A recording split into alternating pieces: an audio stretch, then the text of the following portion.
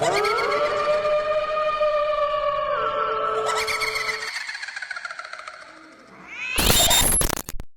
was never the kind of person who believed in strange rumors, but when I heard about the village where no one sleeps, something in me wanted to see it for myself. My name is Daniel, and I work as a freelance journalist, always hunting for eerie stories that people whisper about in fear. This time, the story came from an old man I met at a roadside diner. His voice trembled as he spoke about a place hidden deep in the forest, a village where lights never go out and where not a single soul ever closes their eyes. He warned me not to go, his wrinkled hand gripping my wrist as if my life depended on listening to him. But the more he spoke, the more I wanted to uncover the truth. That night I packed my camera, a flashlight, and a notebook, then drove out into the night guided only by an old map and the words of a frightened stranger. The road narrowed as I went deeper into the woods, tall trees casting shadows across my windshield like skeletal fingers scratching the glass.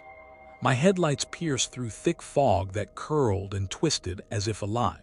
Hours passed and then I saw it. A crooked wooden sign almost hidden in the weeds, its letters faded but still readable. Welcome to Ravenhill. There was no sound, no chirping of crickets, no rustling leaves. Just an endless silence so heavy it pressed against my chest. I turned off the engine and stepped out. The air was cold, unnaturally cold for that time of year, and it smelled faintly of something sweet and rotten like flowers left to decay. I walked down the main path and saw houses lining both sides, old wooden structures with peeling paint and shattered windows. But the lights were on. Every single house glowed softly from within, yellow and pale, like candle flames struggling to stay alive. My footsteps crunched on the gravel and the sound seemed too loud, echoing in the stillness. Then I saw the first person, a woman standing perfectly still in the middle of the street, her eyes wide open and unblinking. She wore a faded nightgown, her skin pale as wax, and her lips slightly parted as if caught mid-sentence. I froze, waiting for her to move, to speak, to do anything, but she didn't. Her eyes shifted slowly toward me, and that simple motion sent a chill crawling down my spine. "Hello," I called out, my voice trembling. She didn't answer, didn't blink, just stared with that vacant gaze that felt less human and more like a doll. I backed away and nearly stumbled when I realized there were more of them.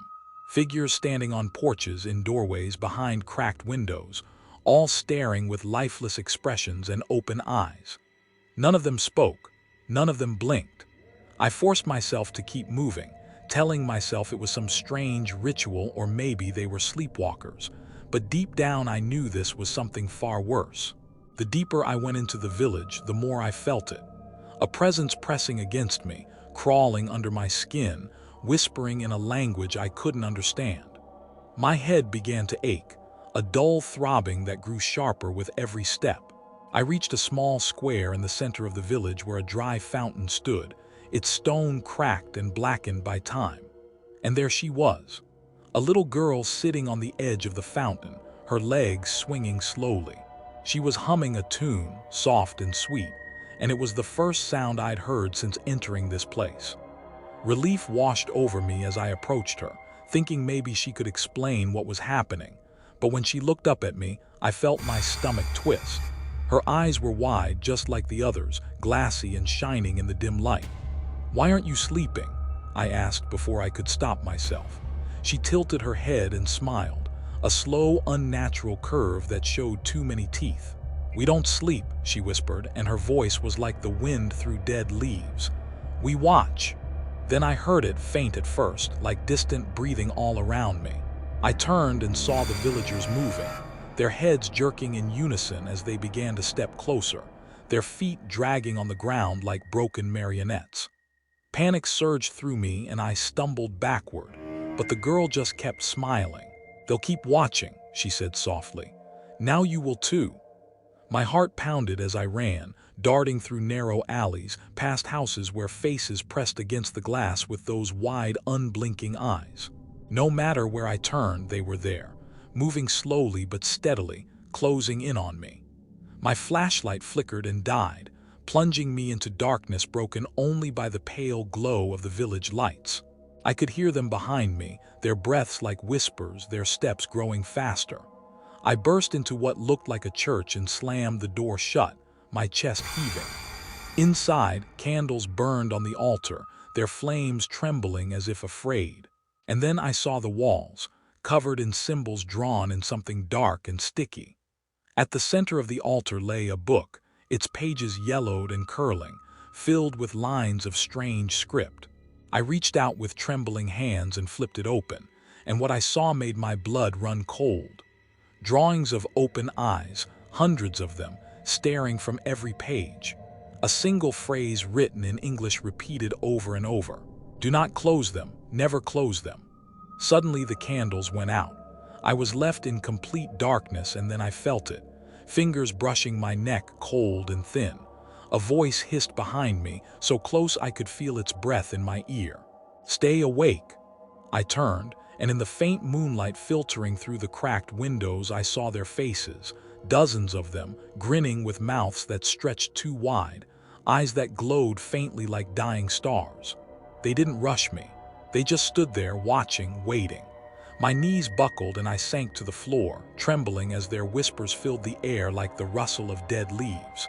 "Never sleep, never blink." One by one they began to hum, the same tune the little girl had sung, and the sound wormed its way into my mind, scraping at my sanity. My eyes burned, heavy with exhaustion, but I knew what would happen if I closed them. They wanted me awake. They wanted me to join them in this endless waking nightmare. Hours passed, maybe days, I don't know anymore. I'm writing this now because I can't fight it any longer. My eyelids are so heavy, so heavy. I can feel them around me, waiting for the moment they close. If you're reading this, don't come here. Don't look for Ravenhill, because once you see them, they see you too, and then you'll never sleep again. I don't know how much time passed after that moment, because time feels different here, like it stretches and folds in ways that make no sense. But what I do remember is the humming that wouldn't stop, and the feeling of those eyes on me, even when I tried not to look at them. They were always there, unblinking and full of something that wasn't human. It wasn't just watching, it was like they were inside my head whispering words. I didn't understand, pulling at the strings of my thoughts, until I could barely remember who. I tried to run again, at some point crashing out of the church into the pale glow of the streetlights that never flickered, never dimmed, just hung there, with a sickly yellow light that made everything look dead and wrong. And as I stumbled down the empty road, I saw something that made my stomach turn. Every house, every doorway, every cracked window had faces pressed against it, rows and rows of them, men, women, children, all frozen in that same unnatural stare, like mannequins come to life, except their chests moved slowly up and down, like they were breathing too slow, too deep, like something was forcing air into lungs that no longer wanted it. I tried not to look, but they were everywhere. And then I noticed something else, something that nearly made me scream. Each face was changing, not all at once, but slowly. The skin seemed to ripple like water, and their mouths were stretching, wider teeth glinting under the dim lights. And their eyes, they weren't just eyes anymore, they were black holes, shiny and endless, sucking in the light around them and pulling me closer. With every step I took, I felt my own eyelids twitch, begging to close. But I forced them open until they burned like fire, because I knew what would happen if I gave in. The whispers had told me enough. And then I saw her, the little girl, again, standing in the middle of the street, still humming that cursed tune. But now her head tilted too far to the side, like her neck had broken, and her smile was so wide it split the corners of her lips into raw, bleeding cracks. She raised her hand, slowly pointing at me. And when she did, every single person in that village moved at once, their heads snapping toward me in perfect unison, and their mouths opening as one, releasing a sound that wasn't a scream, wasn't a cry, it was something between a wail and a laugh. And it crawled under my skin like insects. I ran harder than I ever have in my life. But no matter how fast I went, the village didn't end. The streets twisted back on themselves, leading me past the same fountain, the same church, the same houses, like the whole place was alive and playing with me like a predator toying with prey. My lungs burned, my legs felt like lead. But I couldn't stop, because they were behind me, not running, but gliding, their feet dragging over the dirt, making that horrible scraping sound. I turned a corner and crashed into something hard, falling backward. And when I looked up, my heart stopped, because it wasn't a wall I'd hit, it was a man, or what used to be a man, tall and gaunt, with skin stretched so tight over his bones it looked ready to tear his face, was a mask of agony frozen in a grin that split his cheeks. And his eyes, oh God, his eyes weren't there anymore, just empty sockets with something crawling inside them, something black and wet that writhed like worms. He bent down slowly, his neck cracking with each movement, and whispered in a voice that sounded like dead leaves grinding together, "Stay awake, stay with us." I scrambled back screaming, and my hand closed around something sharp, a broken piece of wood from a rotting fence. Without thinking, I drove it into his chest, expecting him to fall. But he didn't. He just laughed, a hollow sound that echoed through the empty streets. And then he grabbed my wrist, his grip cold as ice, and started pulling the wood out inch by inch without breaking. Eye contact. I kicked him hard and somehow tore free, running again, with tears streaming down my face. I could see the edge of the village now, a dark tree line beyond the last row of houses. And for a moment hope flared in me like a dying candle. But then the ground beneath me shifted, like it wasn't solid, like I was running on the surface of water, and I fell face first into dirt that felt wrong, too soft, too warm. When I pushed myself up, my hands came away slick and dark, and the smell hit me, coppery metallic blood. I was kneeling in a pool of it. And when I looked closer, I saw faces in it, faces of people screaming silently, their mouths open wide. Before sinking beneath the surface, I stumbled back, gagging. And that's when I felt the hands on my shoulders, dozens of them, gripping me, dragging me down into that warm, dark pit. I thrashed and kicked, but it was useless. They were too many, pulling me with a strength no human should have. I screamed until my throat tore. And then, suddenly, everything stopped. The hands let go, the whispers went silent, and I was standing again in the middle of the square, the fountain dry and cracked, the little girl sitting there humming, her head lolling unnaturally to one side like before. "You can't leave," she said in that same soft voice. "You belong to us now." I shook my head, backing away, but my body felt heavy, too heavy. And when I looked down, my legs were sinking into the dirt, not like mud, but like the earth itself was swallowing me. I clawed at the ground, but it pulled me deeper and deeper until I was up to my waist. And all around me, they gathered, the villagers, forming a perfect circle, their faces inches from mine. Eyes wide, mouths split into those impossible grins. They began to hum in unison, and the sound was inside my skull, pounding against my brain, until I thought it would burst. And then I saw their eyes change again, no longer black holes now, they were glowing faintly yellow like the lights in their houses. And I realized with a sickening lurch that the lights weren't lamps or candles, they were eyes, hundreds of eyes burning in the darkness. I screamed as the ground closed over my chest, my arms, my neck, until only my face was left exposed, and the little girl crouched down beside me, her rotten smile so close I could smell the decay on her breath.